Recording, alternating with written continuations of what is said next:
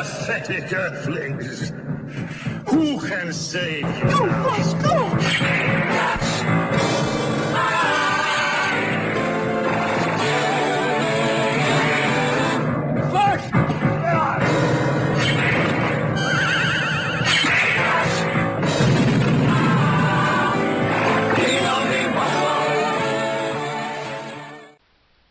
Okay. And then, well, this I want to address though. You go into how the carbon dating process might be falsifiable and it might be inaccurate. And this is true. There are factors affecting carbon dating. I looked them up. There are a few of them. However, keep in mind that these geologists working on carbon dating are not stupid people. They're they're pretty well educated. They know what they're doing. They're able to understand the factors affecting carbon dating, and they take them into account, and they make modifications so that some of these things that can make a specimen seem older or younger, they make the proper assessments. And even if carbon dating was inaccurate, even if we got rid of carbon dating completely, we still have, geographically, we have stratification and the differentiation, and you're going into different layers of the earth. You can date a specimen using those means as well, and it suggests that some of the specimens we're finding are millions of years old and not a few thousand. And also bear in mind that the cosmological model supports an old Earth and an old universe. Light travels at light speed, so it means that the light reaching our eyes from that distance is also thousands of years old.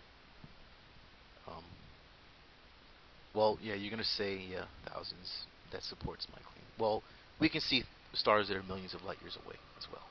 We can see, technically, millions of years into the past. We can see things that are older than a few thousand years. How come there's not a tree a billion years old? The billion-year-old tree. Maybe somebody chopped it down and used it for firewood. There's no billion-year-old tree. Okay, trees evolved at a relatively short time ago.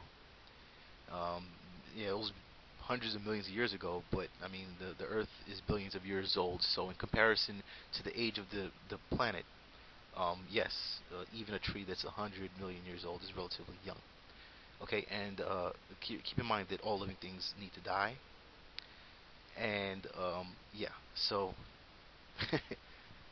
your reasoning for why there isn't a billion-year-old tree doesn't exactly hold up. Okay, yeah, you say that you think that there was an Egyptian language that it was maybe 5,000 years old. Yeah, I would be inclined to agree with you. I would be willing to bet the Lamborghini and the Porsche and the house on it if I had those, that there probably was an Egyptian language 5,000 years old. If there was a civilization 5,000 years old, by definition, it would need to have a language, because in order to be a civilization, they would need to be able to communicate. So yes, they had a language.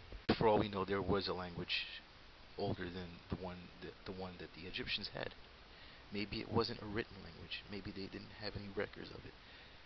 What we know about languages is that they are spoken, and if the people speaking them disappear, then the language disappears with them. So I would be inclined to agree that there is an older language, maybe a lot older. There was probably a language 10,000 years ago. Anyway, they talk about the petrified trees and strata-layered. I'm waving my BS flag. Alright? I'm not even going to answer that question. It's just bullshit. If it's even true, if it's not just something that a creationist made up, then it probably has an explanation. I'm not even going to bother looking it up. I don't think you deserve the benefit of a free education, because you were probably the kid in high school class that was shooting spitballs and passing notes around the class when you should have been paying attention to the science teacher.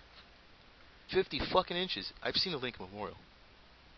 I didn't see any stalactites on it. Maybe that's just me. Maybe the maintenance crew got around to the statue by the time I got to it. They chipped off those stalactites.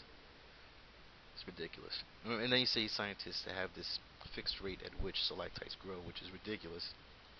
There is such a thing as fast stalactite formations. And there is such a thing as slow formation. And it's a complex rate. It's not fixed. It depends on the chemical composition of the rocks and so on and so forth, and probably environmental factors as well. Because as far as I know it, stalactite formation um, uses water and things like that. So yeah, it depends on the environment as well. So it's not a fixed rate. Uh, More of this Egyptian shit. Okay, I'm a big ancient history buff. Don't get me wrong. I love ancient history, and I love ancient astronomy and the contributions of ancient people and the ancient Egyptians. However, there's something you need to bear in mind. Uh, there are many things that the ancient people did not exactly know. I mean, we have the benefit of everything that they've learned combined with what we know, and what we know compared to what they know. You know what I mean? I mean, there are some things that they just didn't know. They didn't know that the Earth was not at the center of the universe. They didn't know. Some of them didn't know that the Earth wasn't flat. Some of them had reasons to believe that the Earth was spherical. That's a benefit to their deductive processes. Yeah, and Ptolemy, seeing Sirius, which is a relatively close star. It's only about 8 light years away. Compare that to some stars that are hundreds of light years away. So it's a very near star in terms of, in astronomical terms, it's very close, even though a light year is very far away. So you have Sirius, which is a large star that's close. Do you think it's a coincidence that stars that appear far away seem white? You look at any random star, a faraway star, a star that's hundreds of light years away, it appears white. But then you have a star like the sun, which is very close, and the color can change. It can appear yellow or orange. Uh, the the light coming from it is actually white, but I mean, if you stare at it, you're going to go blind. But it can appear white at the horizon. It can appear red. The color can change. It has a lot to do with factors like the atmosphere and that sort of thing. So as the way a star appears doesn't mean that's the way it necessarily is. Um, what your eyes see, your eyes lie to you all the time. Okay, you can't just rely on solely observation. Yeah, it sounds like I'm being a hypocrite now because I'm claiming that science can observe things, but when I say observation, I don't mean literal observation with the eyes. I'm talking about measurement with equipment and things like that. We have radio telescopes and microwave telescopes, and all other kinds of stuff that aid the naked eye. So, yes, at low light at nighttime, nearer stars have they appear to have different colors. This also has to do with their wavelength and things like that, and their temperature. But I I don't see how your claim is that because an ancient person claimed that a star is red, that it's red. I could say that maybe they just didn't know what they were looking at. And I also happen to be an ancient history buff, and I know that there were ancient Chinese astronomers who claimed that Sirius was white, and there were some that thought it was blue. So that's not a strengthening of your argument that ancient people knew the star was red. Rather, they didn't know that it was white. Because a star is white doesn't mean it's a white dwarf. Um, the spectral class of Sirius is A, or alpha. It is a white giant, and the spectral class is Go. And there's a method for memorizing the classes.